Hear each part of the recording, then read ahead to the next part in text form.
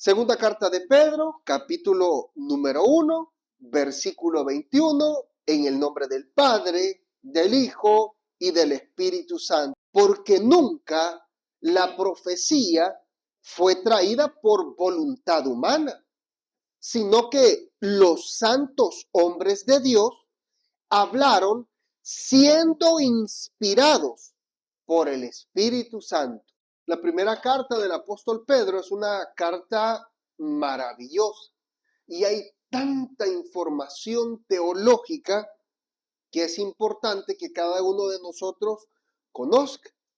En la primera carta, el apóstol Pedro le escribe a hermanos en diferentes lugares. Es decir, esta carta podía ser leída en cualquier iglesia y esa carta los hermanos podían recibirla y sentir que era para ellos, porque era una carta universal.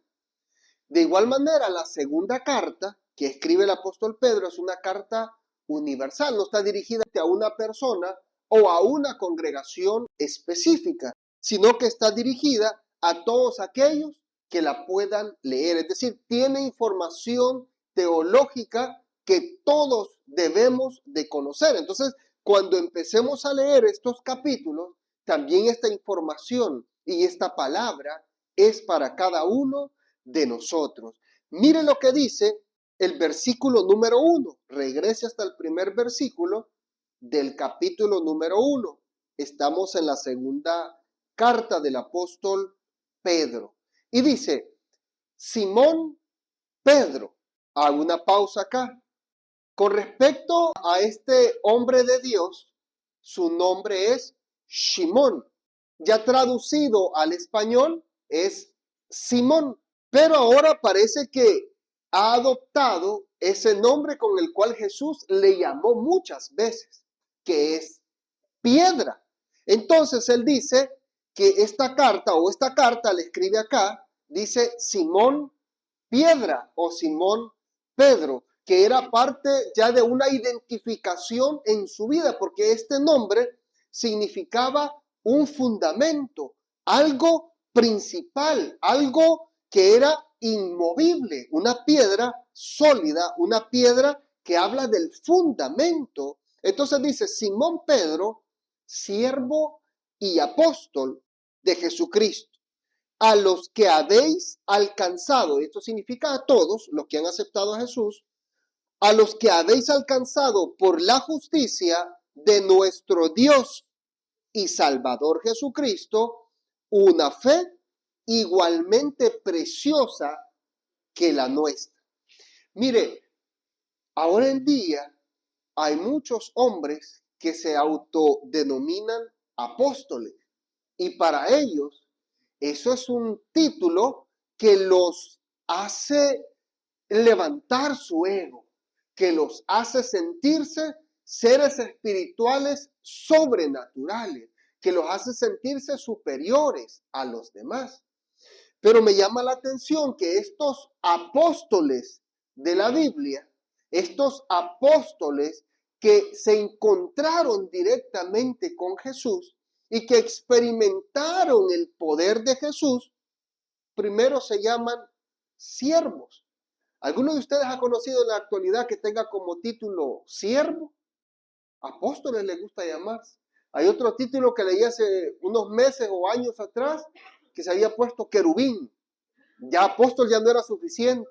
Ahora tenía que ir al siguiente nivel, querubín, porque pues, Dios lo había llamado y lo había escogido. Los títulos no sirven para nada si su corazón no está dispuesto a ser humilde y a servir a Dios y a los demás. Los títulos salen sobrando. Los títulos no nos deben importar a nosotros. Lo que nos debe importar es tener una vida de servicio. Entonces, ahora ese título apóstol, muchos lo utilizan para una gran jerarquía, para una posición bien elevada dentro de lo que tiene que ver las organizaciones eclesiásticas o cristianas. Pero para estos hombres, el título apóstol tenía otro significado. Para ellos no era un título que los hacía sobresaltar y que eran los mejores. Al contrario, por eso se anteponía la palabra siervo. Al leer las palabras en el griego, uno se da cuenta que la palabra siervo va más allá de servir y tiene un significado específico de esclavitud. Entonces, en el idioma original, que es el griego en el Nuevo Testamento, la palabra correcta es esclavo. Esa es la palabra con la que se identificaba o la forma con la que se identificaba no solo el apóstol Pedro, pero también el apóstol Pablo. Él se llamó esclavo de Jesucristo. Entonces, aunque la traducción al español quedó como siervo, pero el concepto original tiene que ver con una esclavitud, pero no una esclavitud subyugada, una esclavitud obligada por alguien, sino que voluntariamente estos hombres de Dios decidieron ser esclavos de Jesucristo, porque le conocieron personalmente y al conocerle de esta manera entendieron que sus vidas ya no les pertenecían a ellos, pero que sus vidas le pertenecían a Dios por completo. Por eso me gusta la forma en la que el apóstol Pablo dice, para mí el vivir es Cristo, es decir, mi vida le pertenece a Él y todo lo que haga es para su gloria, es para su honra, es para su alabanza. Ya no vivo yo, dice en otra ocasión, mas Cristo vive en mí. Así de que ahora todo lo que hago en la carne tiene que ser para glorificar al Dios Todopoderoso, esclavo de Jesucristo. No obligatoriamente, sino en agradecimiento por lo que Dios hizo por ellos. Y nosotros de igual manera debemos de estar agradecidos. Yo personalmente, aunque no tengo la capacidad de esos hombres de Dios, yo me considero un esclavo de Jesucristo. Me considero que yo dependo de Él por completo. Y saben que, siendo sinceros, es difícil muchas veces desprenderse de lo que uno quiere y aceptar lo que Dios quiere para nuestras vidas. ¿Acaso me equivoco? Es difícil, pero llega un momento que uno marca una línea y dice, mi vida se queda de aquí para allá. Yo ya no puedo más por mí mismo. El pasado se queda ahí y de aquí en adelante mi vida le pertenece a Jesús. Cuesta tomar esa decisión porque nuestro instinto carnal quiere siempre estar probando cosas que no le agradan a Dios. Esa es la naturaleza de nosotros. Pero marcar ese territorio y dejar a nuestra vida a la voluntad de Dios requiere valor, requiere madurez espiritual. Muchas veces podemos batallar, pero cuando llegamos al momento a entender de que yo sin Dios no soy nada, entonces digo, Señor, aquí está mi vida y haga usted como usted quiera. Yo soy su siervo, yo soy su esclavo, yo soy su servidor, yo estoy dispuesto a trabajar en su obra, en lo que usted me diga, cuando usted me llame, yo aquí estoy para servirle. Esclavo voluntario en los tiempos antiguos, incluso todavía en los tiempos de Jesús, habían personas que habían sido esclavizadas porque no habían logrado pagar su deuda. Así de que para cubrir su deuda tenían que llegar al punto de la esclavitud y a la persona a la que le debían tenían que servirle por cierto periodo de tiempo para cubrir su deuda. Algunos tenían una deuda de por vida, otros era temporal. Esos que tenían una deuda temporal, después de haber servido, digamos, 7 años, por ejemplo, al final de los 7 años, si ese amo lo había tratado bien, si ese dueño de esa persona lo había cuidado, lo había alimentado, lo había tratado casi como uno de la familia, los esclavos podían decidir si quedarse con su amo, con su señor y vivir ya siempre con ellos, aunque podían quedar libres, pero decían, bueno, pues aquí me trata bien, trabajo para él, estoy siendo bendecido, entonces yo quiero quedarme con él. Y muchos esclavos decidieron vivir su vida completa bajo el señorío de aquel que lo había comprado, pero porque voluntariamente lo decidieron, porque ese amo los trataba bien, aunque la mayoría eran amos que maltrataban a sus esclavos, que los explotaban, que nada más los usaban, los alimentaban poco, incluso los dejaban hasta morir. Pero habían buenos amos y nuestro Señor y Salvador, es mi amo, es mi Dios, es mi Señor, y por eso yo me entrego por completo a Él. Y eso debe de hacer usted de igual manera. Entonces dice, apóstol. Apóstol lo que significa es alguien que es comisionado, alguien que es enviado, alguien que es un embajador, alguien que representa a otra persona. Entonces acá lo que está diciendo Simón Pedro es que es un esclavo de Jesucristo que ha sido delegado o enviado para representarle a él. Eso es lo que significa ser un apóstol. Pero ahora ese título apóstol tiene un rango supuestamente espiritual bien elevado, pero el verdadero concepto es alguien que es enviado. Y luego acá dice que es enviado de Jesucristo. En el idioma griego se encuentran las dos palabras. Se encuentra Jesús y Cristos. Entonces, pero cuando se tradujo al español, aquí se unieron las dos palabras. Se unió la palabra Jesús y se unió la palabra Cristo.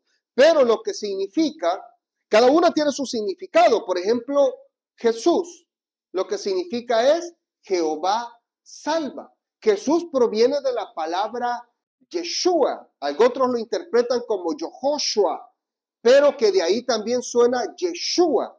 Algunos le llaman Yeshua. Los judíos mesiánicos se refieren a Jesús como Yeshua. Pero lo que podemos entender acá es que el concepto, significado de Yeshua es Jehová salva.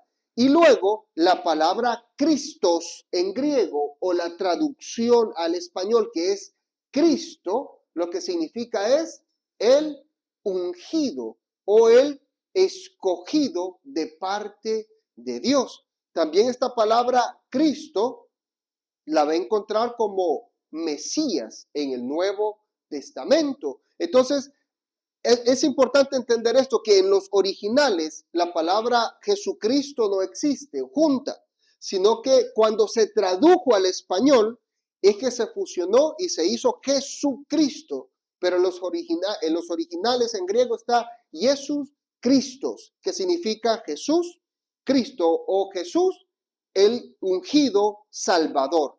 Y luego dice, a los que habéis alcanzado por la justicia de nuestro Dios y Salvador Jesucristo. Esto otro es bien importante. Dice que a través de Jesucristo, por medio de su justicia, es decir, está hablando de la justificación para nuestras vidas, que ha venido de parte de Dios.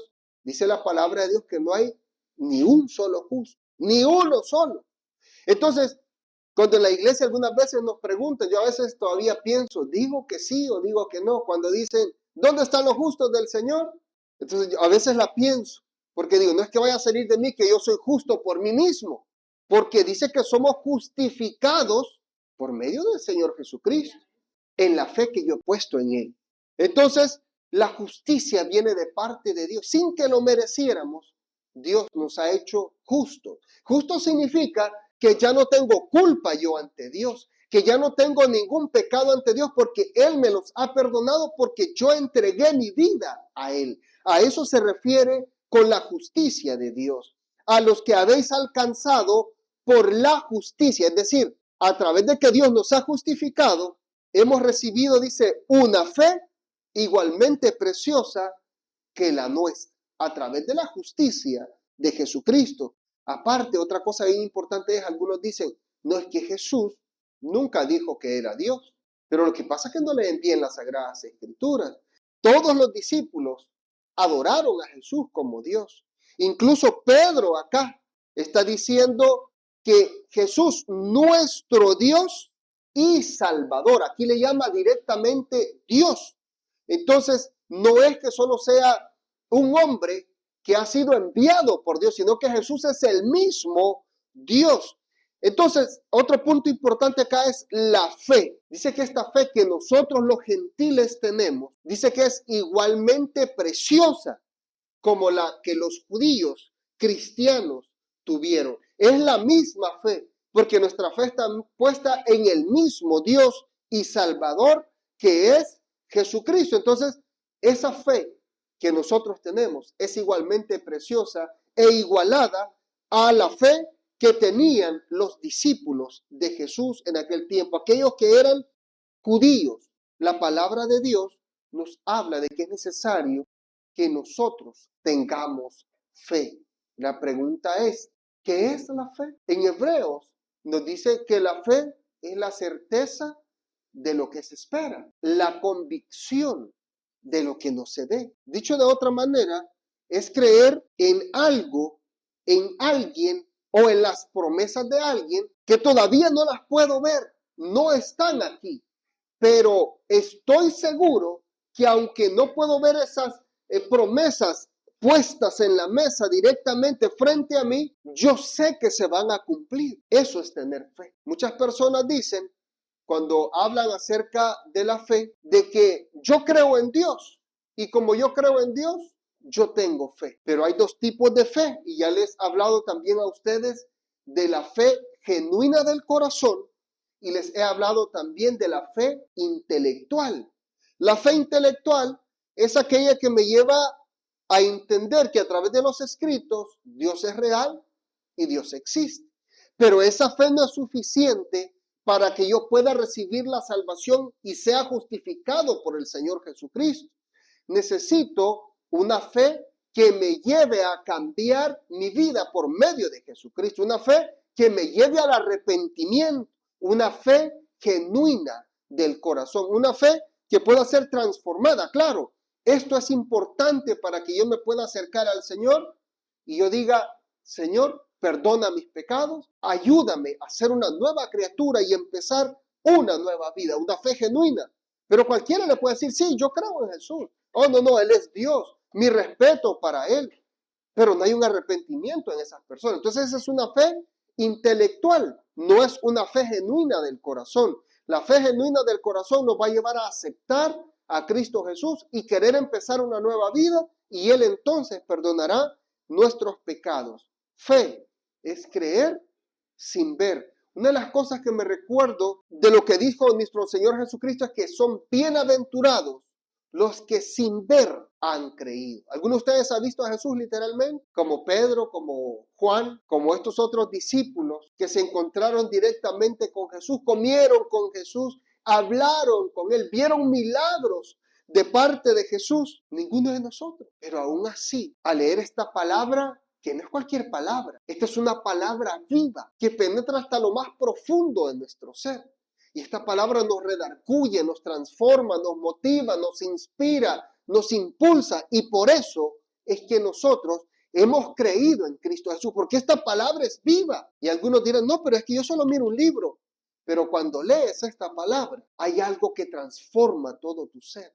Porque es como que si Dios mismo estuviera hablando a tu vida.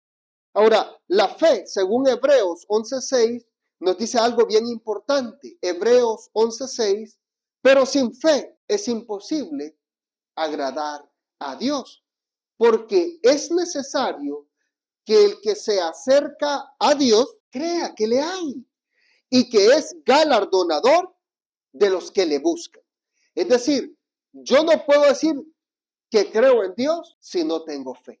Necesito agradar a Dios por medio de la fe. El Señor Jesús nos dijo qué cantidad necesitamos por lo menos para poder llenarnos de fe. ¿Cuál fue la cantidad o la medida que nos dio?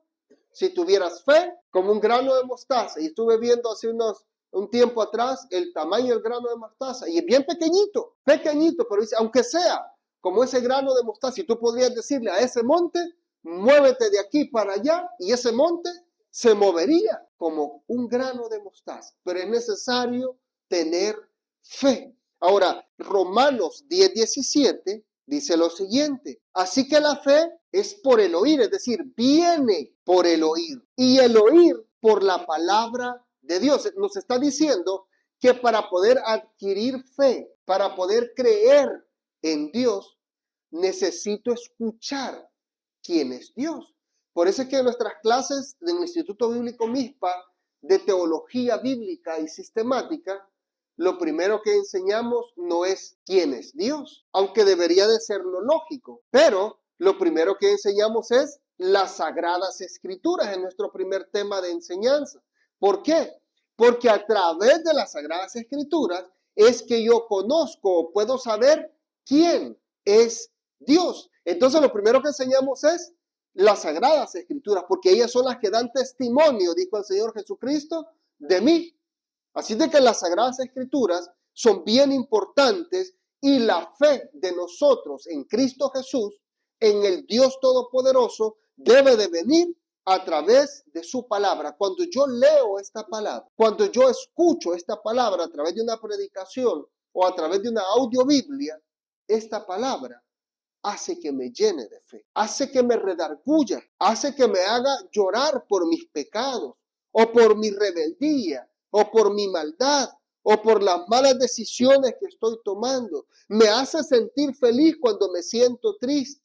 Me impulsa por medio de su palabra para seguir adelante. Hay cosas tan maravillosas. Este libro está lleno de cosas maravillosas para aquellos que quieren creer verdaderamente en Dios y empezar un caminar sincero, correcto y recto delante de Dios. La fe viene por el oír.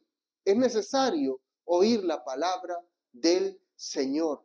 No solo a través de una predicación, no solo a través del internet, sino también debe de leer usted la palabra del Señor. La lectura es muy importante para llenarnos de fe. Incluso cuando usted diga, pero es que los evangelios ya los escuché, pero le aseguro que si vuelve a leer el evangelio, va a encontrar cosas que ya se le olvidaron o que la vez pasada que la leyó no se había dado cuenta que estaban ahí.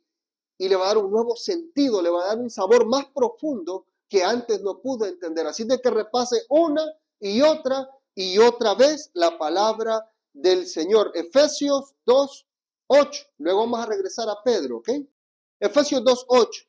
Porque por gracia sois salvos por medio de la fe. Y esto no de vosotros, pues es don, es decir, es regalo de Dios. Mire, entonces significa que para que Dios me pueda dar la salvación, yo necesito llenarme de fe. Y aquí es donde está el punto bien importante, porque Dios no va a poner la fe en mí para que yo vaya y le busque y le acepte, sino que cuando yo escuche la palabra del Señor, a través de esa palabra yo voy a ser redarguido, transformado y cambiado, y entonces me voy a llenar de fe, voy a venir a los caminos del Señor Jesús y voy a entregar mi vida. Pero yo necesito tener fe en Dios para que Él me pueda perdonar. Por eso dice la palabra de Dios, justificados pues por la fe, tenemos paz para con Dios. Somos justificados por la fe en Cristo Jesús, pero sin nada que tenga que ver con las obras, porque ninguno de nosotros puede comprar la salvación.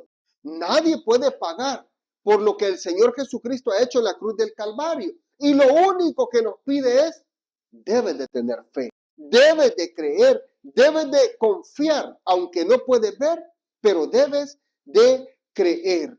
Ahora, entonces dice el apóstol Pedro, regresando a la segunda carta de Pedro, capítulo número 1, ahora el versículo número 2, nos ha dicho el apóstol Pedro en el versículo número 1 que la fe que nosotros tenemos es igual de preciosa que la fe que ellos tienen. Y el verso 2 dice, este es el saludo clásico de Pedro, igual de Pablo, gracia y paz sean multiplicadas en el conocimiento de Dios y de nuestro Señor Jesús. Versículo número 3.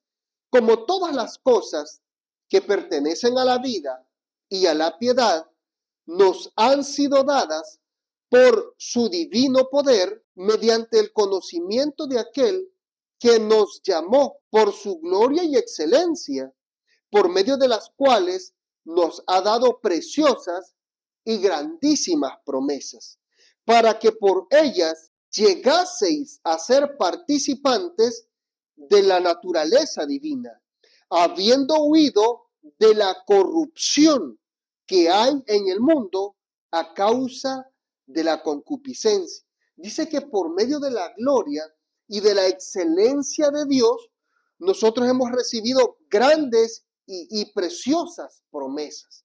Promesas que están escritas acá. Y algunos dirán, pero es que yo no puedo creer si no veo.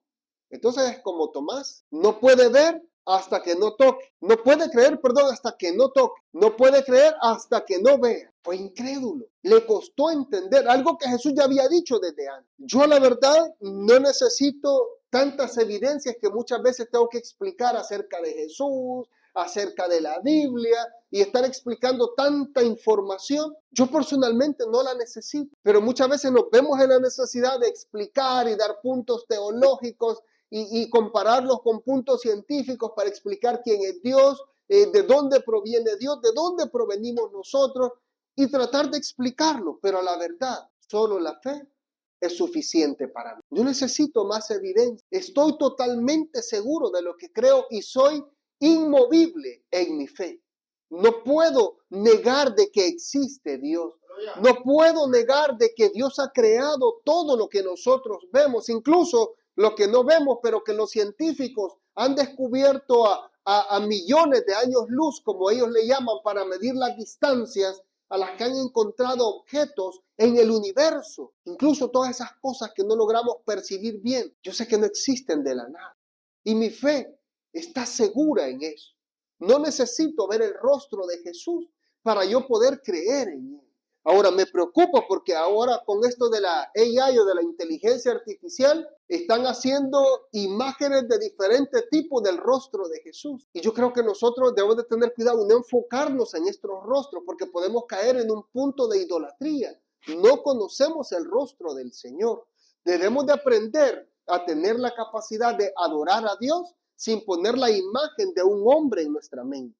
Porque todas las imágenes que corren a través del internet, todos los dibujos que se hayan hecho acerca del rostro de Jesús, no tienen nada que ver con él. No conocemos. A Dios no le interesó, a Jesucristo no le interesó que quedara su rostro. ¿Por qué? Porque uno se puede volver idólatra y aquí tendríamos que tener un rostro de Jesús o una estatua de Jesús. Si Jesús hubiese dejado un rostro o alguien hubiese tallado el rostro de Jesús y hubiese quedado en las Sagradas Escrituras, nos hubiésemos desviado quizás y empezar a adorar una estatua que nosotros, no, pues es que ahí está en la Biblia, entonces podemos ponerla. Pero por eso Dios se preocupó o se interesó en no dejar nada de rostro, porque no es el rostro lo que nos interesa, sino lo que Él hizo por nosotros en la cruz del Calvario. Así de que tenga cuidado cuando mire esos videos de inteligencia artificial. En un mismo video pasan rostros diferentes de Jesús. Así de que trate de no grabarse eso y usted adore al Dios invisible que un día encontraremos y entonces le veremos cara a cara cuando tengamos el cuerpo glorificado y podemos estar ante su presencia. Ahí conoceremos verdaderamente quién es Él. Dios no le conocemos.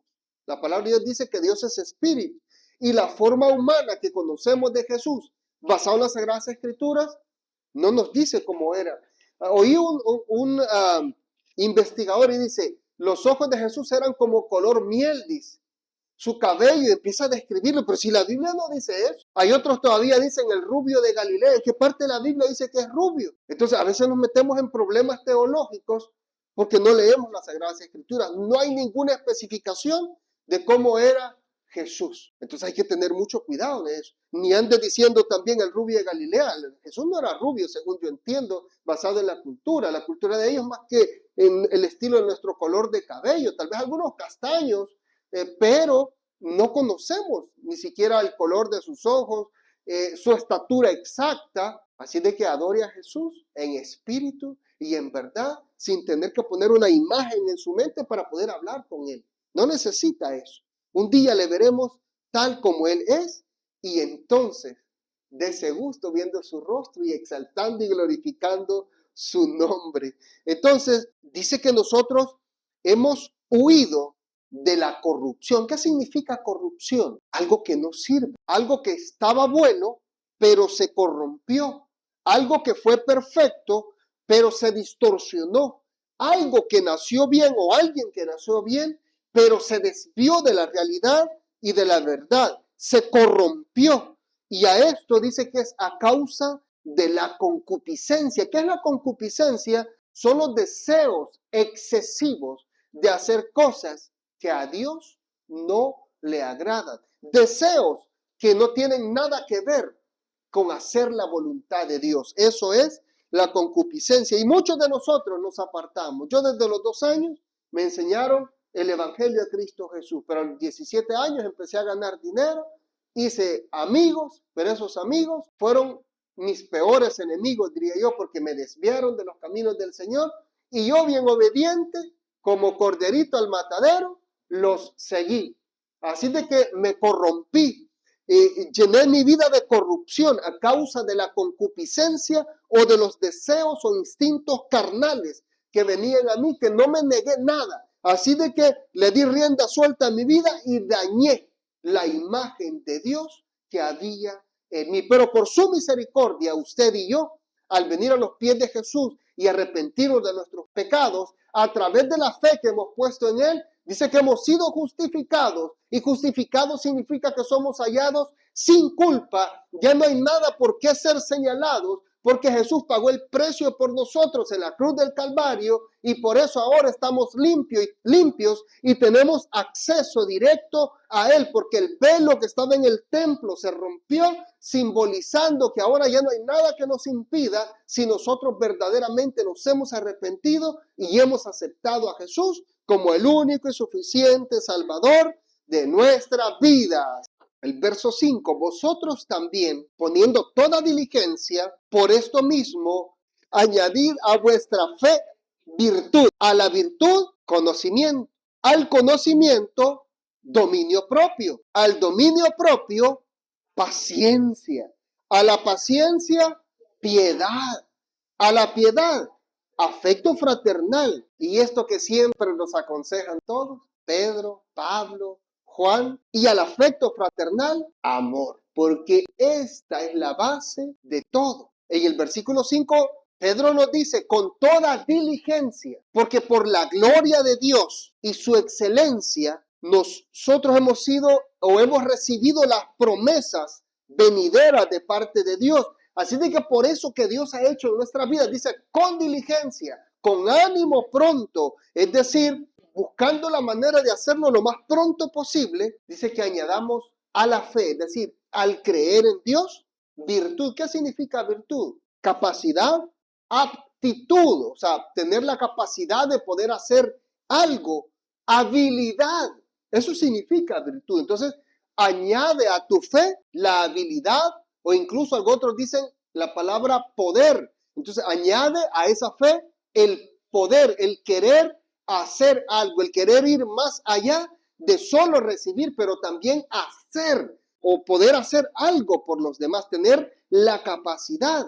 Y dice que a esa virtud, es decir, la capacidad de poder hacer algo, hay que añadirle también conocimiento. Hay algunos pastores que de mala gana le firman a algunos estudiantes que tengo del Instituto Bíblico MISPA. Dicen, ok, ve a estudiar, pero pues no es necesario, solo ora, venga a la iglesia y escucha el mensaje. Pero ¿por qué estos pastores le dicen que no es importante profundizar en el conocimiento de la palabra del Señor? Porque tuercen la palabra de Dios. Hay una porción bíblica que dice que la mucha letra mata. Y entonces dicen, no, es que la mucha letra mata. Es decir, no leas tanto la palabra del Señor, porque te vas a hacer loco, te vas a desviar de la verdad. ¿Quién dice eso? Si el Señor Jesucristo nos dice, no nos dice lean, dice escudriñad las sagradas escrituras, porque a vosotros os parece que en ellas tenéis la vida eterna y ellas son las que dan testimonio de mí. Entonces, no solo tener fe en Dios, sí, Señor, yo creo en ti, así de que voy a ver qué puedo hacer en la iglesia, me voy a llenar de virtud y voy a ayudar. No, también necesita añadir conocimiento a la palabra del Señor. Y yo siempre estoy preocupado de enseñarle la palabra del Señor. Trato de darle detalles que quizás a simple vista por la traducción no la podemos entender, pero quiero darle detalles para llegar a lo más cercano a los originales y que podamos entender qué exactamente nos querían decir estos hombres que fueron inspirados por Dios. Entonces es importante que añadamos conocimiento. Lea siempre la palabra. No deje de leer la palabra de Dios. Ya leí la Biblia 2 veces, ya es suficiente. No, toda la vida debemos de leerla. Los judíos cada año empiezan, cada cierto tiempo, van a ciertos libros, tienen una secuencia y vuelven a empezar otra vez. Se la pueden casi de memoria, pero nunca se cansan de leer, porque es su estilo de vida. Todos los días estudian y debaten. Hay judíos que no trabajan y que se dedican al estudio directo de la Torá en la yeshiva, como un lugar de aprendizaje. Entonces ellos están ahí y se dedican a puro debatir, a analizar los versículos de la Biblia y profundizar en la palabra del Señor. Conocimiento. Es importante que usted se llene de conocimiento, no solo de mensajes de estos que inspiran y que lo hace que se levante usted y amén, gloria a Dios, aleluya, hermanos, y que el fuego. Está bien, pero que hay enseñanza. Necesito que usted se interese por aprender la palabra del Señor, porque entonces caeríamos lo que pasaba en la Iglesia Católica, creo que hasta los años 60, es que se permitió cambiar a los idiomas diferentes la Biblia, pero antes era en latín, y aunque usted hablaba español, usted escuchaba la misa en latín, y usted hablaba inglés, usted escuchaba la misa en latín. Entonces, ¿qué pudiera entender usted si escucha que se le enseña en árabe o en hebreo o en griego o en chino y al final son lo único que conocemos la palabra amén? Eso sucedía. Yo no sé cómo la gente fue edificada. Yo no sé cómo a la gente se le enseñó de esa manera. ¿Qué aprendía usted? Yo no puedo entender si escuchara a un chino enseñarme o evangelizarme, yo no le podría entender nada y al final solo me diría amén y yo le diría amén y no le entendí nada. Y eso es lo que terminaban diciendo todos los que se reunían en estas misas católicas. Amén. Pero no se entendió nada. Entonces nada más era el proceso de liturgia, pero lo que yo quiero es, yo les digo, traigan su Biblia. Y usted debe de comparar lo que el pastor enseña aquí. No se quede con lo que yo les digo acá. Por eso a mí me gusta cuando yo los miro tomando notas a ustedes, porque sé que van a su casa, espero, y revisen lo que yo hablé. Y si algo estoy en error, usted tiene que acercarse a mí y decir, mire, yo considero que esto que dijo acá está mal. Yo no me voy a ofender, porque yo también estoy aprendiendo. Y yo también puedo cometer un error. Y alguno de ustedes podría instruirme correctamente, guiado por el Espíritu Santo. Y humildemente tengo que aceptar la corrección. De usted se sienta después conmigo y me explica, mire, esto y esto considero que tal vez no le explicó de manera correcta. Entonces es importante tener gente que esté interesada en adquirir más conocimiento de la palabra de Dios. Porque si usted adquiere más conocimiento, va a poder seguir aprendiendo más y conocer verdaderamente a qué Dios usted le sirve. El conocimiento es importante. No solo la fe, no solo la virtud, pero también conocimiento. Nunca vamos a dejar de aprender. Mi fe, para que me entienda, y mi conocimiento que yo considero que tengo ahora, si es que es lo más pequeño, yo lo puedo comparar con un grano de arena en toda la mar. Lo que yo conozco acerca de Dios. Entonces digo, Dios mío, nunca voy a poder conocerte por completo. Cada vez que profundizo, me encuentro en que tú eres tan profundo e infinito. Y siempre le pido sabiduría y gracia y misericordia para poder entender, porque me es difícil, ya en mi propia naturaleza, mi mente no me ayuda. Y aparte que tú eres infinito, y aunque son 66 libros que cualquiera puede decir que los lee, pero esto es más profundo que 66 libros de las Sagradas Escrituras. Así de que necesitamos constantemente leer la palabra del Señor. Yo sé que usted está afanado, al igual que yo, en las diferentes cosas. Tenemos que trabajar, tenemos que sostener a nuestra familia, tenemos otras responsabilidades que realizar, pero tome un tiempo para leer la palabra de Dios. El conocimiento le va a ayudar a acercarse más a Dios. Versículo 6 dice, al conocimiento hay que agregar el dominio propio. Es decir, cuando conocemos la palabra de Dios, guiados por el Espíritu Santo, nosotros podemos tener la capacidad, por medio del Espíritu Santo, de tener dominio propio de nuestro ser. Y ya no ser llevados como el tamo que arrebata el viento de un lado para otro, sino por medio del Espíritu Santo y el conocimiento podemos tener dominio propio. Y a ese dominio propio aprendemos a ser pacientes. ¿Cuántos son pacientes? Yo creo que a todos nos cuesta. Hay que ser sinceros y a todos nos cuesta. Pero eso es parte del fruto del Espíritu y tenemos que esforzarnos constantemente para poder ser pacientes. Todo lo que nos está hablando en este siguiente versículo el apóstol Pedro tiene que ver con los frutos del Espíritu. Y si usted los analiza, es lo mismo que está en Gálatas 5, 22 al 24. Entonces, dice acá, al conocimiento, dominio propio, al dominio propio, paciencia, a la paciencia, piedad, a la piedad, afecto fraternal, es decir, querernos y aceptarnos los unos a los otros. Afecto fraternal. Yo me siento bien con todos, todos se sienten bien conmigo, hay una buena relación los unos con los otros, pero no solo ese afecto fraternal, que es muy bueno, pero el apóstol Pedro lo lleva al nivel más elevado, que es el amor, porque el amor, dice las Sagradas Escrituras, que cubrirá multitud de pecados. Versículo número 8, porque si estas cosas están en vosotros y abundan, no os dejarán estar ociosos. El apóstol Pedro le está diciendo ociosos, bueno, nos está diciendo ociosos a todos los que estamos leyendo estas Sagradas Escrituras, que no estamos trabajando en la obra del Señor y no somos diligentes en todo esto de la fe, de la virtud, del conocimiento, del dominio propio y todo lo que ha descrito acá. Dice que, porque si estas cosas están en vosotros y abundan, no os dejarán estar ociosos, sin fruto, en cuanto al conocimiento de nuestro Señor Jesucristo. Es decir, el que verdaderamente ha sido convertido por Dios, el que verdaderamente ha entregado su vida a Dios, va a implementar todas estas cosas que ha mencionado el apóstol Pedro en su vida. Eso es lo que quiere decir, que todos, el verdadero cristiano, la verdadera hija de Dios, debe de vivir con estos atributos. Fe, no debe de faltar la fe. No debe de faltar el conocimiento, no debe de faltar la virtud, el dominio propio, la paciencia, la piedad, el afecto fraternal y el amor. No deben de faltar. Dice que esto nos ayudará a no estar ociosos, es decir, sin hacer nada. Sigue diciendo el versículo 9, pero el que no tiene estas cosas tiene la vista muy corta, o sea, su vista ya no es 20/20, ¿verdad? Dice que su vista es muy corta. En pocas palabras, dice Pedro, está ciego, habiendo olvidado la purificación de sus antiguos pecados. Esto es lo que nos quiere decir de otra manera. Tú aceptaste a Jesús, tuviste fe en Él, Dios te perdonó tus pecados, pero el problema es que no empezaste a crecer en fe, porque la fe no es fija, pues debe de crecer. Hay unas porciones bíblicas donde dice, Señor, aumentanos la fe.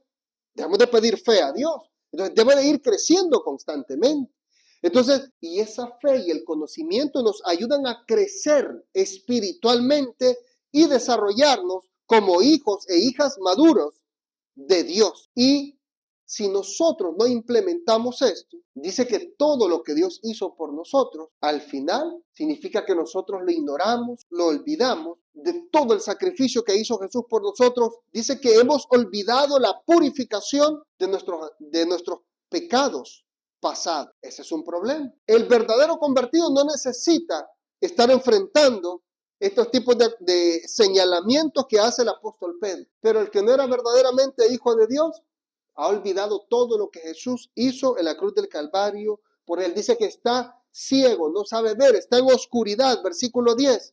Por lo cual, hermanos, tanto más procurad hacer firmes vuestra vocación y elección, porque haciendo estas cosas no caeréis jamás. Entonces dice que debemos de procurar, eso significa hacer un esfuerzo extra, acercarnos más a Dios, estar firmes en la vocación.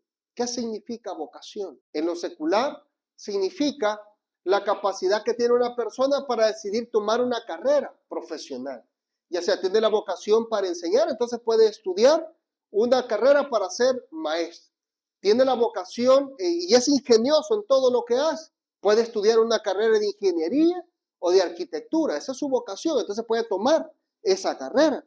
Pero nuestra vocación, a la que se refieren las Sagradas Escrituras, y que por esa vocación hemos sido nosotros elegidos, bueno, hemos sido llamados a una vocación en una elección de parte de Dios. Esta vocación es el ser nuevas criaturas, el ser hechos hijos de Dios, y nuestra vocación debe ser representar a Jesús como verdaderos hijos de Dios, demostrando el cambio transformador en nuestras vidas, que no fue hecho por nosotros mismos, sino por el poder transformador de nuestro Dios Todopoderoso. Verso 11, porque de esta manera os será otorgada amplia y generosa entrada en el reino eterno de nuestro Señor y Salvador Jesucristo. Dice que si vivimos conforme a la palabra de Dios, si hacemos su voluntad, si cumplimos la vocación para la cual fuimos llamados, que es representar a Jesús como delegados de parte de Él en esta tierra, entonces nos habremos ganado, dice, el reino eterno. Pero si aceptamos a Jesús y decidimos seguir viviendo como antes vivíamos, dice que no tendremos entrada al reino eterno. Hay un reino que se nos ha prometido y eso nosotros lo creemos por fe, porque no hemos visto nada nosotros físicamente, solo hemos leído y se nos ha enseñado. Pero hay un reino eterno que vendrá. Jesús vendrá después de los 7 años de la gran tribulación y va a gobernar en la tierra por 1000 años. Y después de los 1000 años descenderá la nueva Jerusalén. Y de ahí en adelante no sabemos, y yo creo que quedamos en piloto automático para la vida eterna aquí mismo en la tierra. Pero ¿quiénes tendrán acceso a esta vida eterna? A este reino eterno, a este reino venidero del Mesías Jesucristo. Todos aquellos que cumplan con la vocación para la cual fueron llamados. Sabemos cuál es la vocación de nosotros. Somos hijos e hijas de Dios. Hemos sido llamados para hacer luz en medio de las tinieblas. Así como Jesucristo es luz, Él también nos ha llamado a nosotros a hacer luz en medio de las tinieblas. Y dice que nosotros somos la luz del mundo. Jesús dijo, yo soy la luz del mundo. Pero también dijo, vosotros sois la luz del mundo. Somos los testigos de Jesús. Somos los representantes de Jesús. Somos los embajadores del reino de Dios y debemos de vivir de tal manera. Debemos de ser ejemplo en medio de nuestra comunidad, en medio de todas estas personas que no creen en Dios, pero a través de lo que nosotros manifestemos, a través de la forma en la que yo hablo, a través de la forma en la que yo me comporto, a través de la forma en la que yo trato a los demás, la gente va a poder ver a Cristo Jesús a través de mí. Qué privilegio el poder ser usado por Dios para representarle a Él y que Dios nos use a nosotros para que su nombre sea glorificado a través del testimonio de nuestra manera de vivir. Nunca se olvide de dar un buen testimonio y de representar a Cristo Jesús como debe de serlo para poder heredar ese reino eterno. Mantengámonos firmes, amados hermanos, sigamos agarrados de la mano del Señor y Él nos fortalecerá y nos guiará con su Espíritu Santo.